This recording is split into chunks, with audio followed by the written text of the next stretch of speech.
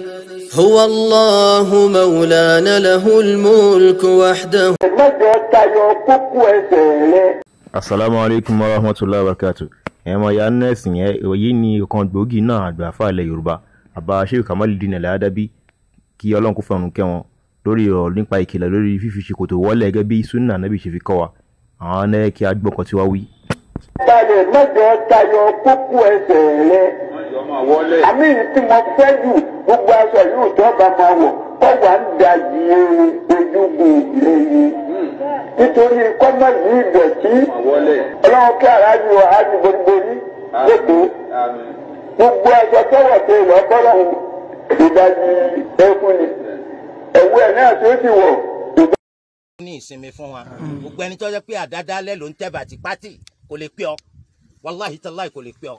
Anabi sallallahu alayhi wa sallam ó ní man amila amalan laysa alayhi amruna fahuwa radd. Gbogbo ẹnikẹ́ni tó bá sin kankan tí ìsàwọn alápá lọ́sẹ̀ pé kó ṣe á dá padà fún.